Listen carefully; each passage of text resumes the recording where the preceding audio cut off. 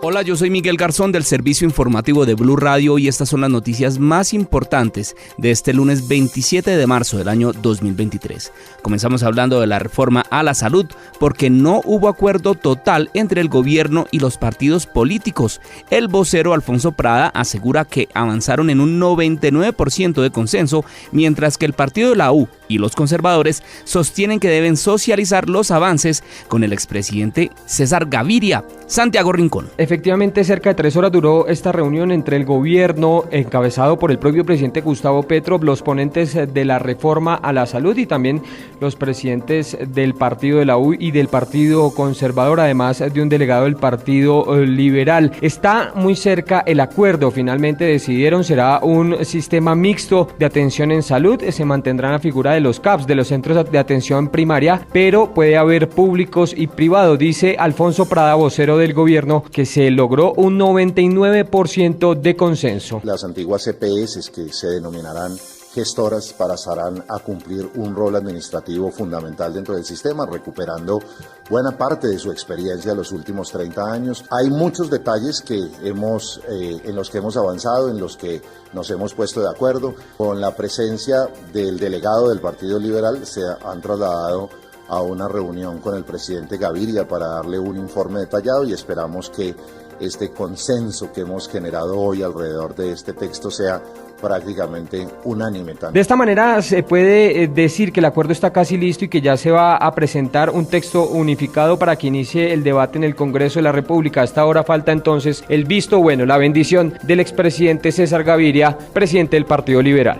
Hablamos ahora de Amnistía Internacional, que presentó su informe anual en el que habla de que en Colombia aún falta rendición de cuentas por parte de las autoridades tras las protestas del año 2021. Además, también aseguró que en el año 2022 continuó la violencia en algunos sectores, pero destacó el actuar del gobierno del presidente Gustavo Petro. Kenneth Torres. En una entrevista que entregó la secretaria general de Amnistía Internacional, Ángeles Kamal, con la agencia EFE, donde presentó su informe global sobre derechos humanos en el 2022. En este escrito señaló que el de Perú fue uno de los casos más ilustrativos del retroceso global de los derechos humanos constatado en el 2022. Asimismo, la secretaria general señaló que Amnistía Internacional viajó en el 2022 a Colombia y en sus reuniones con los grupos de las protestas del 2021 en Cali y en otros lugares comprobó que no ha habido ninguna rendición de cuentas por la represión de aquel movimiento social que dejó muertos, heridos y muchas mujeres víctimas de violencia sexual. La secretaria precisó igualmente que en el 2022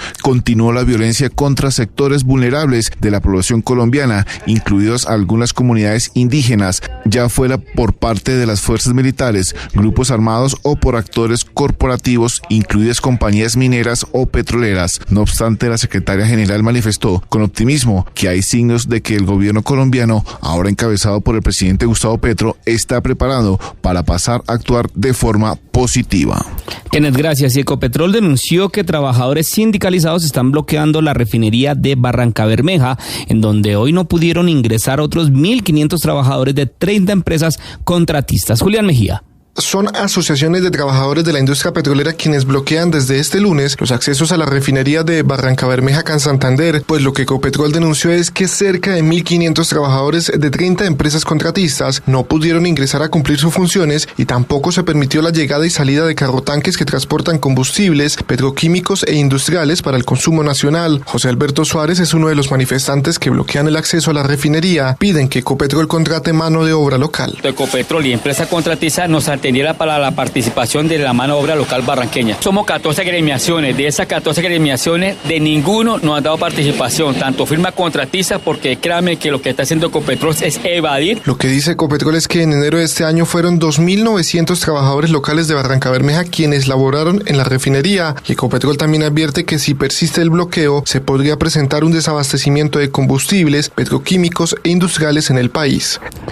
Gracias, Julián. Y al menos 4 colegios médicos están denunciando irregularidades en la Federación Médica Colombiana que tendrían que ver con la existencia de supuestos atajos para apoyar la reforma a la salud del presidente Gustavo Petro. Ana María Celis. En el acta que firmaron los colegios médicos de Cundinamarca, del Cauca, de Santander y de Antioquia se habla de irregularidades que van desde el incumplimiento en los estatutos de la Federación hasta supuestos atajos para apoyar la polémica reforma a la salud propuesta por el gobierno de Gustavo Petro y la ministra de Salud, Carolina Corcho, así como de anomalías anomalías en los manejos financieros por parte de las directivas salientes de la federación, donde, recordemos, la ministra de Salud Carolina Corcho era vicepresidenta de esta federación. Y en el documento también se detalla que se creó otro cuerpo colegiado sin las respectivas autorizaciones de la junta directiva que conforman la Federación Médica Colombiana, y se aprobó así la integración indebida del Colegio Médico de Bogotá. Según los delegados firmantes, la integración de ese cuerpo colegiado a la federación no es válida porque los estatutos señalan que debe haber un representante por departamento más no por ciudad, y Bogotá ya tiene un colegiado que lo incluye en Cundinamarca.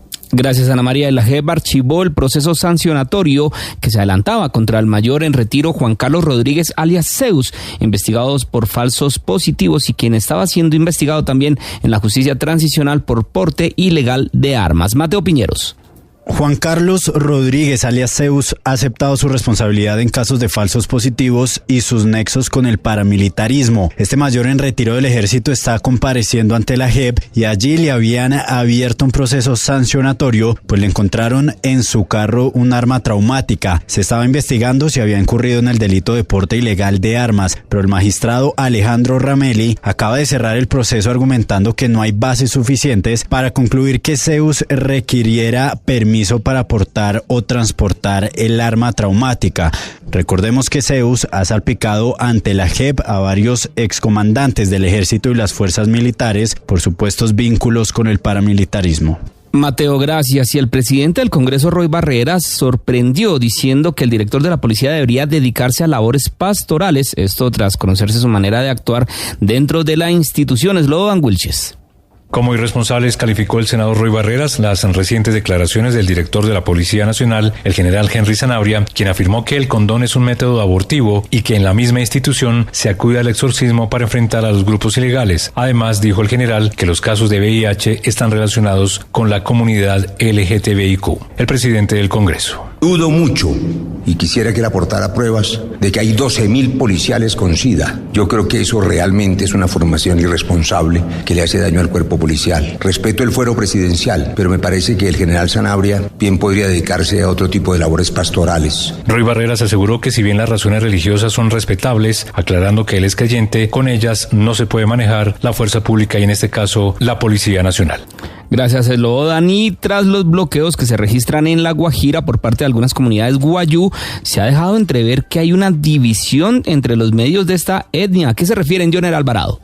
El mismo Ramón Uriana, uno de los voceros de las protestas que mantiene paralizada la movilidad en La Guajira, manifestó que hay una gran división al interior del pueblo guayú y por eso esta vez solo algunas comunidades salieron a protestar. Bueno, yo creo que eso también lo ha ocasionado el trato que le está dando el gobierno, de pronto priorizando más un sector que otros. Entonces eso causa división. Eso esperamos pues que de parte del gobierno nacional trate de unificar el pueblo guayú, que no nos provoque una división. Queremos la unidad. Nosotros queremos el cambio, ¿no? Todas las vías de acceso a Riohacha se mantienen cerradas y ahora también han bloqueado la vía férrea del Cerrejón a la espera que el gobierno nacional se siente en la mesa a negociar algunos puntos con ellos.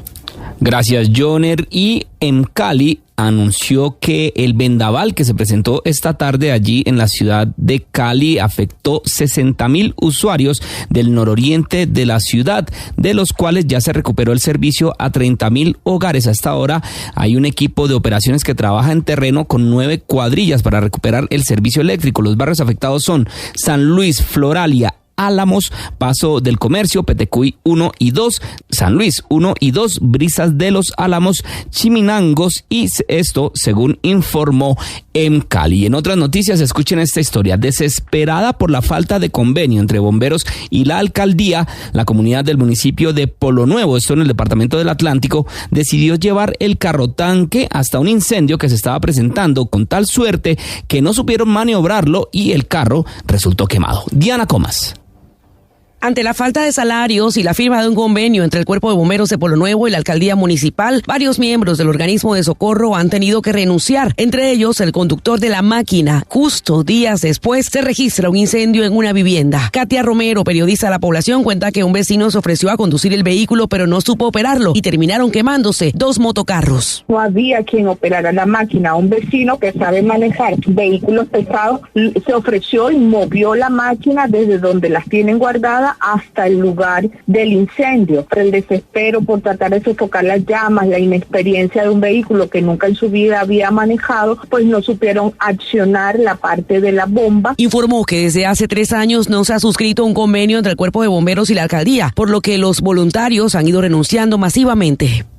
Gracias, Diana. Y en información internacional, las víctimas del tiroteo en Nashville, en Tennessee, en los Estados Unidos, tenían entre 9 y 61 años, según indica la policía de esa población. A su vez, también están identificando la edad del atacante. Mariana Quintero. El día de hoy en Nashville, Tennessee, se presentó un tiroteo que dejó al menos 7 muertos. Esto ocurrió en la escuela Covenant, que pertenece a la iglesia Covenant Presbyterian. Estos hechos tuvieron lugar a las 10 de la mañana. Ante este hecho se pronunció Karine Jean-Pierre, portavoz de la presidencia de Estados Unidos. Debemos hacer más y el presidente Joe Biden quiere que el Congreso actúe porque ya es suficiente en su estado de la Unión. El presidente pidió al Congreso que haga algo para detener la epidemia de violencia armada que destroza familias y comunidades. La policía dio a conocer nombres y edades de las víctimas. Evelyn DeCaus, 9 años, Jallison Scrous, 9 años, William Kinney, 9 años, Cynthia Peak, 61, Catherine Combs, 60 y Mike Hill, 61. Las autoridades también identificaron a la presunta atacante, una mujer de 28 años, residente de Nashville. Y finalizamos con deportes porque se realizó el sorteo de la Copa Libertadores y la Copa Sudamericana. Los equipos colombianos quedaron de la siguiente manera. En la Libertadores, en el grupo B, quedó Medellín con Nacional de Uruguay, el Internacional de Brasil y Metropolitanos de Venezuela. En el grupo F, el Pereira con Boca Juniors, Colo-Colo y Monagas de Venezuela. Y en el grupo H, Atlético Nacional con Olimpia de Paraguay, el Melgar de Perú y Patronato de Argentina. Mientras, en la Sudamericana, en el grupo D, el Deportes Tolima quedó con Sao Paulo de Brasil, Tigre de Argentina y Academia Puerto Cabello de Venezuela. En el grupo F, Millonarios con Peñarol de Uruguay, Defensa y Justicia de Argentina y América Mineiro de Brasil. Y en el grupo G, Santa Fe con Universitario de Perú, Goiás de Brasil y Gimnasia y Esgrima de Argentina. Hasta acá esta actualización de noticias. No se les olvide que todos los detalles los encuentran en www.bluradio.com. Tampoco olviden hacerle clic a la campanita para futuras actualizaciones.